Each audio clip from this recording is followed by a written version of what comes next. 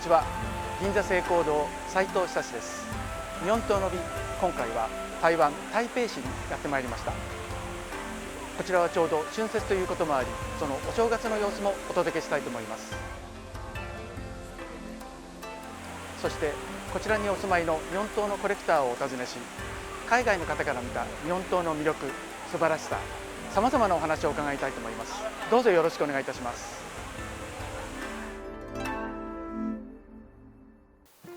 日本刀のコレクターである劉さんのところに伺いました。劉さん、今日はよろしくお願いいたします。はい、そして通訳をお願いするコウさんですね。よろしくお願いいたします。よろしくお願いいたします。まずですね、僕初めて台湾のこのお正月ですね、春節の時にこちらに来たんですけども、日本のお正月とはまた雰囲気がだいぶ違うんですけども、こちらのそのお正月のですね、なんか特徴みたいなものをちょっとご紹介いただけますか。在台湾一般来说，我们过年有几个最重要的事情。第一就是除夕，通常就是过年的前一天；第二就是大年初一、初二、初三。台湾で一般的の旧暦の正月としてはとても貴重の日はまず大晦日から翌日の元日、それ元日の翌日と翌々日でございます。通常除夕跟日本一样，我们全家会聚集在一起，然后把家庭除旧布新，大扫除一番。然后最重要就是晚上，我们整个家族会一起吃年夜饭。で大晦日の方は家族で皆様集まって家の大掃除を始まって、それで夜は家族団らんとして皆様一緒に食事をいたします。那吃完年夜饭，最重要是我们年轻人要晚一点睡觉。这个在台湾我们叫做守岁。你越晚睡觉，我们的长辈就可以年年益寿。で特に夕食が終わりましたら、一番大事なこととしては、若い者としてはなるべく早めに寝ないように風習で家のお年寄りたちがもっと寿命が長くなるということでございます。然后我们会在门口贴上红色的春联，因为相传在古代过年的时候会有个野兽出来，那它最怕的就是红色的东西，所以我们会在门口贴上红色的东西，让野兽不敢进到我们的家门。必ずやらないといけないこととしては、家のところに春聯という赤い文字を書いている魔除けみたいな感じで家に貼っております。那在贴完春联之后呢，我们长辈会准备红色的袋子，里面放上一些现金，然后交给小孩子，这个我们叫做压岁钱，就是小孩子收到这个红色的钱之后呢，就会保障好小孩子能够安全平安的长大。それで食事終わりましたら、家の年長者から日本といえばお年玉を用意します。台湾のお年玉としては赤い袋でお金を入れて、それで子どもたちにお渡します。その目的としては、この子どもたちがこの新しい年で無病息災という意味でございます。那当过完除夕夜之后，到了初一早上，也就是一年的第一天，我们跟日本人一样，我们都会到庙里面去拜拜，祈求全家那一年度都能够平安幸福。大晦日が過ぎたら、日本と同じ風習で家族全員集まってお寺がお廟の方にお参りに行きます。その日本といえばもう初詣ということでございますが、この1年間無病息災となるようにお願いしたいということでございます。昨日ですね、私もお寺ですとか故宮博物館にも行ってまいりまして、こちらのお正月の雰囲気を味わうことができたんですけども、一緒に私も福がいただけそうな、そんな昨日一日でした。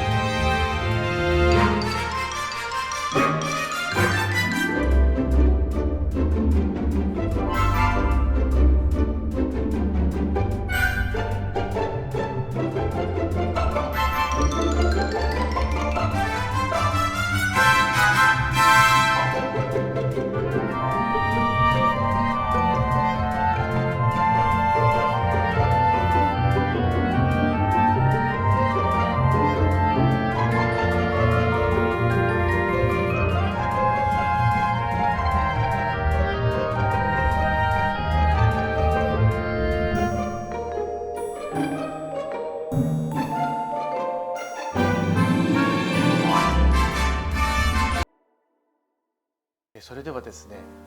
刀のお話をいろいろ伺っていきたいなと思うんですけども、まずはじめに劉さんがどういうきっかけでこの日本刀と出会ったのか、そんなところをちょっとお話しいただけますでしょうか。其实我开始接触日本刀是在平成7年的时候，那时候我因为公司的关系，所以有机会到东京待了1年，做一些研修的。那时候其实是在假日的时候，常常到书店翻一些有关于日本刀的书，然后我就找到了吉原义人先生的家里面的工作室，然后我很冒昧的去拜访他。那他非常非常热心的招待我参观他的工作室，然后跟我介绍日本刀。其实这里有一个小故事，就是在我离开日本之后，有一次吉原义人先生到台湾来办了一个展览。那一次吉原义人先生是自己携带自己新做的刀进到台湾。那可能因为语言的沟通上面的问题，所以在海关上那把刀被海关扣留了。第2天，其实记者会也安排好了，展览也安排好了，可是刀被海关扣留了，所以吉原义人先生想到了在台湾还有一把另外的刀放在我的家里面，所以他赶快写了一封信，请展览人到我家借了那把刀。所以其实第2天展览的时候，展览出来的不是吉原义人先生的那把刀，而是后来从我家里借出的那把刀。当然第3天之后，海关也顺利的把刀领回了。那事后吉原义人先生为了表示感谢，特别到我的家里拜访。那很巧，那时候刚好我大儿子那时候满月，所以吉原义人先生夫妇2个到我家，就跟我的小儿子，跟我的大儿子，也就是刚满月那个小 baby 一起拍了一张很有纪念价值的合照，就在这个地方。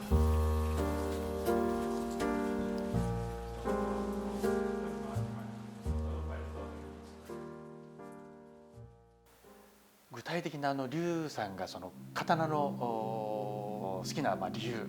みたいなものをちょっとお話しいただけますか。具体的来说，你为什么对日本刀如此？我觉得日本刀最特别就在于它的形、神跟气。那所谓的形，就是我们一般欣赏所谓的刀子。我想全世界再也找不到那么美的一个弧度可以代表日本刀。那第2个就是神，所谓神就是我们常欣赏的形跟哈蒙。那我想一个日本刀的刀匠把所有这辈子学习的技巧跟自己的精神精力完全灌输在这把日本刀上，那就是他的神。当然最重要那就是第3个气了。所谓的气，我觉得就代表日本人的精神。那当然我们常讲最能代表日本精神的就是武士道精神，而这把刀就是武士在执行他的武士道精神，在护卫主君所用的工具。而这个气除了武士道精神之外，它也能够融贯古今。也就是我常常在假设，我自己在保养这把日本刀的时候，我会想到，也许在400年、500年、600年，也有一位这样子的武士，同样在保养着这把日本刀。这个就是我认为日本刀最大的魅力所在。劉さん本当に刀お好きなんですね。そうです。では早速にコレクションの中からですね、まず1振り目、劉さんのこちらの刀をですね、ぜひご紹介ください。这把是备前国长传铸长光的刀，那几乎所有日本刀入门的都是从备前刀开始，因为备前刀是所有数量最多的。那长光又是备前刀里面最重要的刀匠。那这把刀，我觉得最大的特色是，它几乎就是当初在800年前刀匠锻造出来的一个状态。那再加上它配有江户中期的金离地的所谓的魁纹太刀装。那我觉得我在插这把刀的时候，我感觉到我自己就是400年前的上杉谦信 Uesugi Kenshin， 因为他一直都是我心目中最崇拜的人，因为我觉得他对义气来说，他是最坚持这个重点的。其实这把刀我每次打开看的时候，我都觉得它的姿态实在是太美了。就像我刚刚强调，你几乎找不到那么美的弧度，在日本，尤其在日本刀身上。这把刀它是从肥后国的人吉的项梁氏传来的，可是它在刀鞘上面，它有的是德川家的回纹，所以有时候我会想象说，也许这是在德川家下赐给项梁家的时候用的。这个就是我最喜欢的，在我收藏里面最喜欢的这把日本刀。先ほどちょっと拝見したんですけども、で長光、虹目が多い中、これは長めで、しかも本当に珍しいのは裏年期永仁2年ですから1294年ですかの年号まで入っているというね、本当に産で本当に貴重な一振りだなと。長光のおそらくこの晩年の作ということでいいかと思うんですけども、長寿に具の目混じり、そしてところちょっと尖り場があるという、本当に長光の典型的なね出来をしていて、本当に素晴らしい作品ですね。さすがやっぱり特別重要刀剣に指定されているだけある名刀だなというふうに思いながら拝見いたしました。やっぱりこの産ですから本当にそれだけでも貴重なことですけどもね。でまた伝来肥後の人吉藩の相良家伝来ということですけども、このこしらえも本当素晴らしいこしらえね。江戸中期頃の糸巻き立ちこしらえですけども、刀はいろいろ動いてまいりますのでね、このこしらえがどういういきさつ経緯でこの長光と一緒になったのかっていうのはちょっとね伺い知ることはできないんですけども、でもやっぱりこう見ていくと本当にやっぱりロマンがありますよね。どちらも本当に素晴らしい、中外両方本当に品格の高い大名品だと、思います。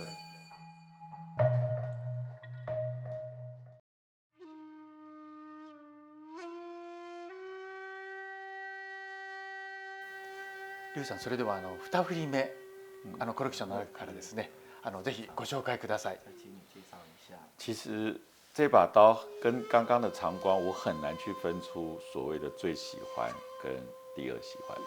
这把刀就是我们常常听到的所谓的八文字长义。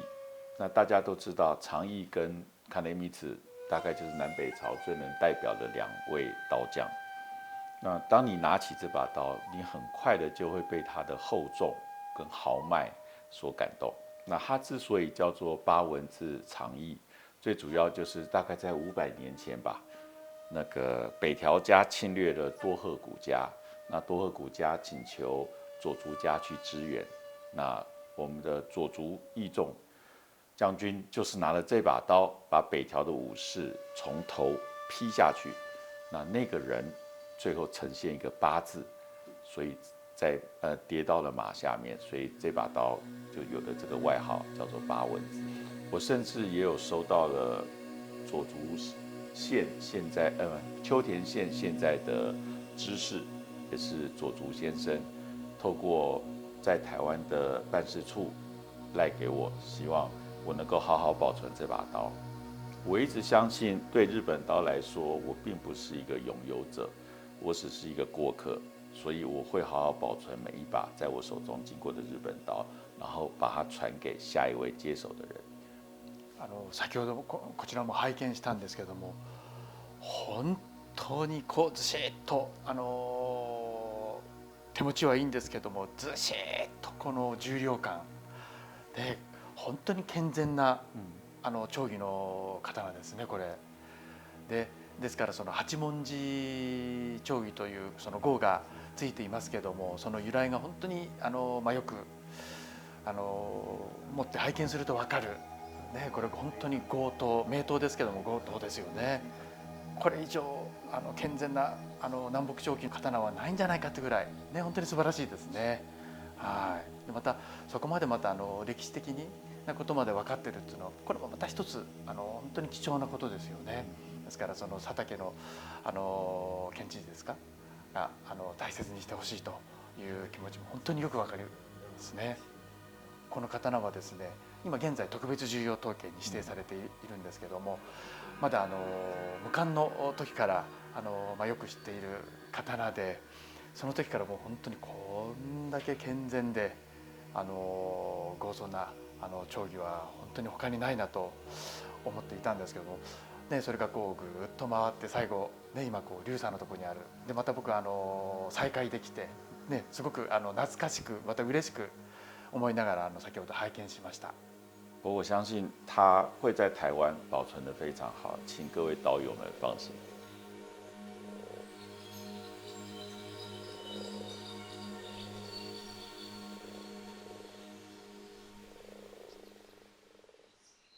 劉さん、今時代はですね、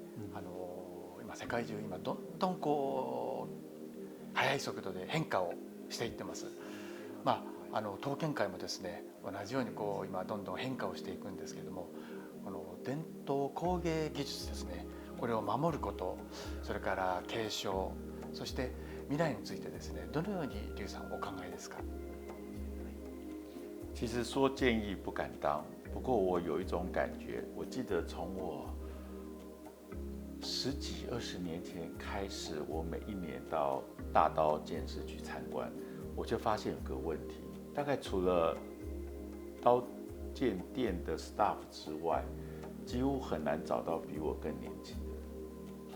不过这几年我发现改变了，我在大刀剑士我看到更多的年轻人。当然，这个有2个原因。那第2个原因更重要的是电动玩具的关系啊。现在可能 computer game 里面有很多跟日本刀有关系的游戏，那这个游戏的关系吸引了很多年轻的女孩子开始喜欢上日本刀。所以我觉得如何延续这个热潮，应该是现在所谓的刀剑业界最重要的一个課題。ですから私もですね、今この YouTube 通じてですね、若い世代の人たちにこの刀の魅力を届けたいなと。それと同時にですね、今映画も作りまして、実は